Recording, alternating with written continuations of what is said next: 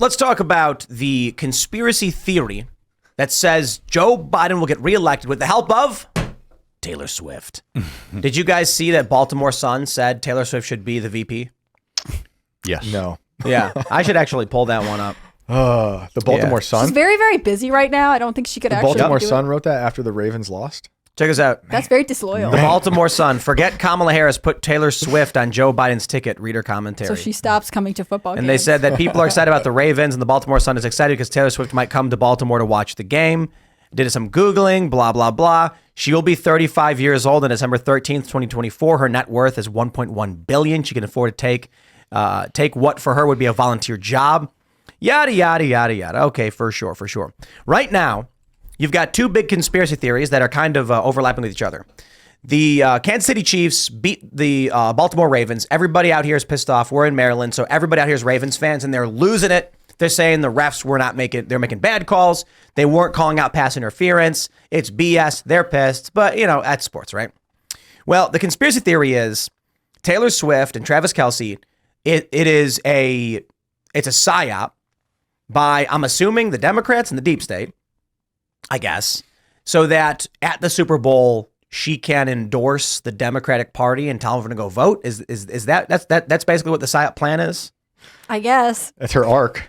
She's been slowly getting into politics over the last few years. Yeah, I mean, she endorsed Biden in 2020, but the thing is, she's not very helpful right now. She's literally on the international. She's about to start the international leg of her tour. It's not like it's very unlikely she's just going to drop in at Biden's campaign stops if Biden's even there himself. I think this is a PSYOP.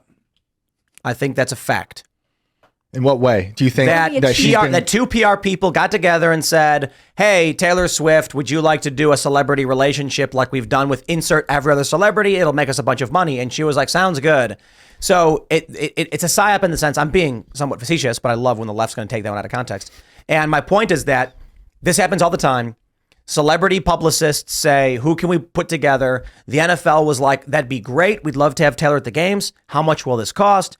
Taylor's people are like, look, you show up to a bunch of games, you hang out with your friends, you do this fake relationship, everybody makes hundreds of millions of dollars. The ratings are going to skyrocket for the NFL, and there's a lot of money to be made with the Super Bowl. You know how much ads cost. We bring in those ratings. There's going to be a ton of money. They offer her a bunch of money. I think it's more likely that she's just doing stupid publicist nonsense. That being said, I think the more plausible conspiracy theory is that ratings for the Super Bowl have been in decline.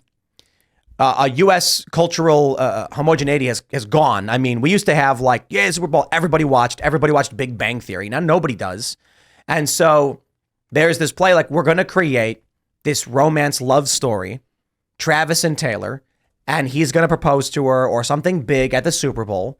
And if that's the case, all the people claiming that the game was rigged because the Ravens seem to have thrown the match or that the refs weren't calling it properly, it's because the Chiefs are going to win. Taylor Swift and they're going to have their movie-esque romance, and Travis proposes to her or something.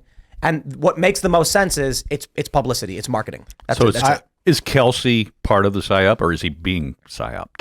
So he thinks they're really together. In the literal, no. In the literal sense of what I think is going on, Travis and Taylor are engaged in a publicity stunt. That's it. Look. I just want to stress this. Sorry, man. 10 of these happen per year. Publicists will be like, Jennifer Aniston and insert celebrity. Do you guys want to be seen together at the club and we'll get a bunch of press generated about you? So I look at this and I see it as no different. What? They started dating, at the beginning of the season? Is that when July. It was? In July? I don't know when football season starts. I'll be honest with you. Isn't that the It's beginning not right of the season? before the beginning of the season? I don't know. Training camp. I feel weird because I'm typically the guy who thinks most things are PSYOPs. But this one, so it's weird that we've had this role reversal. But to me, this just seems like one of those organic things of her being a victim of propaganda, becoming this political activist over the last few years. We've seen her crying in that documentary she made about abortion. But she barely is. She barely is until... And the only real legislative issue I've seen her get behind is anti-stalking laws, which seems very applicable to her life. Right. But sorry, I don't want to cut you off. No, I just think I also know these publicity stunts do happen. I also know there's history of things like the World Series being rigged. So these things are all plausible. We say these things, people might think we sound crazy. There's history, there's evidence of these things happening. Yeah. With her, I just feel like she's such a victim of the ideology that she's a part of and the news diet. See, I completely disagree. How many instances can you name of Taylor Swift doing political activism? I think of that documentary. I think of Wait, her wait, wait. talking So, about Biden. in private, one time she was talking with her parents about how she wanted to help Biden. The only time I can think of it actively, other than the time she like held up those Biden 2020 cookies, was when she campaigned for, was it not Marsh Blackwater? That's what I'm she was talking in about. Tennessee, and one of the issues she got specifically behind was anti-stalking laws. Like And that laws was to in increase- support of Marsha? I'm going to look it up because I don't want to say the wrong thing. I doubt it was in support of Marsha Blackburn. I thought it was about abortion. I'll tell No, you not Okay. abortion. It was anti-stalking for sure. what really grinds my gears on this whole thing about everybody claiming she's a Democrat psyop is that she posted on Instagram that the Soros family robbed her. Yes. And I'm like, my friends, my brothers, when Taylor Swift says Soros bad, you go, Taylor is so right. Amen. And you go to all of her fans and you be like, can you believe what the Soroses did to Taylor? Yes. They're bad. And then what you do is when they're like, yeah, that is bad, you go, now look at this article about George Soros and everything else he does. Such a And they're good going to be point. like, wow, those are bad people. She primed an entire generation to be aware of and angry with the Soroses. And for some reason, there are conservatives hell-bent on pushing the narrative that despite the fact she publicly complained she was robbed by them, she's secretly working for them. No, if she's a psyop, my thought is that she's actually unintentionally a psyop for the country's pro-natalist movement. I love all those articles that are like, if they get engaged this summer, there will be a baby boom. Because all of these girls will look at their boyfriends and say, but where's my ring? Right. We need to have children immediately. Like when Taylor Swift declares that it is time, because I mean, what's interesting about her tour right now is it's the Eras tour, right? She's giving a little bit of music from everything she's put out. So she is sort of capstoning her career. She's got this attractive new boyfriend. Okay. She could push off the coast, have some All right. kids, inspire women around her. I don't think it's a Democrat thing. I think it's a pro-natalist. I'm psyop. actually going to combine what you both are saying, and I'm actually going to say screw what I was saying earlier about her not being a psyop, and actually she's positioning herself to become the new Soros. That's after that Eras is over, she becomes Soros. What if the real what's happening is that China, through apps like TikTok and social media, have been manipulating digital platforms to make young people sterilize themselves, get abortions, and push all this stuff. And the real psyop is, as you described, getting Taylor Swift to have this movie-esque romance relationship at the Super Bowl, then announce she's having babies to get all the young girls to try and Yes. be wives and have babies and reignite America. Look, I'm in love with you guys. I've had this. Someone can go into the archives of Pop Culture Crisis. I gave this theory a long time ago because when she broke up with her other boyfriend of 6 years, which by the way, that's too long to date. I'm sorry, it just is. She would write these lyrics about how like she wants to be married, she wants to have a child, whatever else, and then they broke up. And so I honestly think she's 34 years old. She is ready to settle down. yeah. She's at the capstone of her career. She is going to lead our country's rising birth rates, and I think we should all thank her for Maybe, that. but let's That'd be cool. going back to this big thing where everyone's claiming she's going to endorse Democrats. They're saying it frustrates me, but a lot of conservatives are like, she's secretly working for Soros. She's going to endorse Joe Biden. Now the Democrats win. Let me show you some numbers to assuage your fears. A Taylor Swift Instagram post helped drive a surge in voter registration from September 22nd, 2023. I saw a post by that guy, Brian Tyler Cohen or whatever his name is. I don't know. They love playing these weird games. He said, voter.org saw 150,000 people visit the site and a 115% increase in 18-year-old voters. The wild thing about it is, first, the 150,000 people showing up on that day is relative to nothing. He didn't say it was an increase or a decrease. It's quite literally just their standard traffic. Check this out from NPR. They say, when Taylor Swift speaks, her fans listen. No, they don't. That's actually fake news. On Tuesday morning, the singer posted a short message on Instagram encouraging her 272 million followers to register to vote. Afterward, the website she directed her fans to, the nonpartisan nonprofit vote.org, recorded more than 35,000 registrations, according to the organization. They say the 35,000, and you notice how there's this like muck in the middle, this patter. You scroll down. The 35,252 new registrations on National Voter Registration Day were the most since 2020, the organization said, and a 23% jump over last year. Do you know what that means? The most we can attribute to Taylor Swift's post is 8,107 voters. She's got 272 million followers.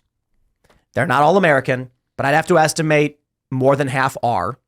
Well, maybe even not. About 272 million. Yeah, she's probably got 100 million followers. I think half is an easy thing to Half, estimate. yeah, because she's an American personality, but with massive worldwide appeal. even 100 million. Half of those are probably already registered to vote. So let's say 50 million unregistered. Let's you know what? I'm sorry. Let's be as fair as possible. Let's say only 50 million of her followers are American. Half are unregistered. 25 million? She got 8,000 people to register. I'm sorry. She could not get people to sign up for her website for free. And everyone's like, she's going to endorse the Democrats. Yo, I ain't worried about it at all. When Brian Tyler, or whatever his name is, tweeted this, I checked the numbers. And the fascinating thing is, when it said a 115% increase in 18-year-old voters, that number was like 17. It was like a remarkably small number increase. And it's like it was a 72% increase from 2019 and 115 from last year. And I'm like, wait a minute. That means even less people registered the year before.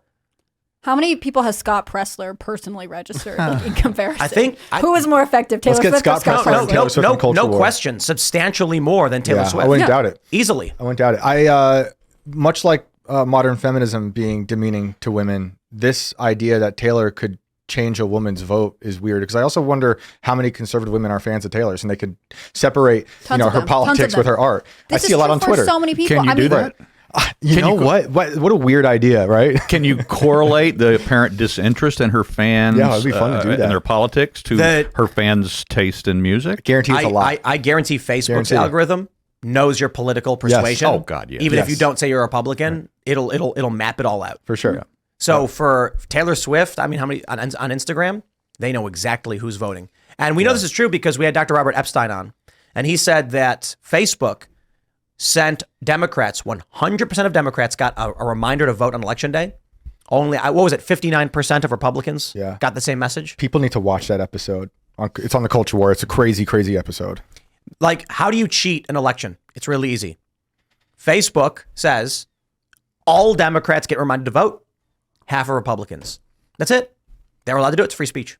Yeah. What did they do wrong? Because they rigged didn't the game. promise to do anything, right? Like they don't owe it to you to remind equally. It's We spoke. free speech until the FBI comes and sits in your office, Mr. Zuckerberg, and tells you what you can and cannot publish on your platform. Well, let's be real. They're likely going to his office and saying, make sure to remind all the Democrats.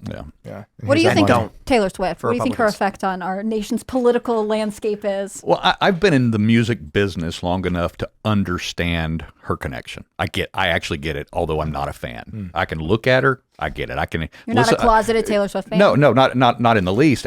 But I can Shake listen It to Off? songs. I don't believe you. No, what I'm going to say, if you listen to the song and you can see and understand, if you know anything about music at all, you understand why that song connects. Yep.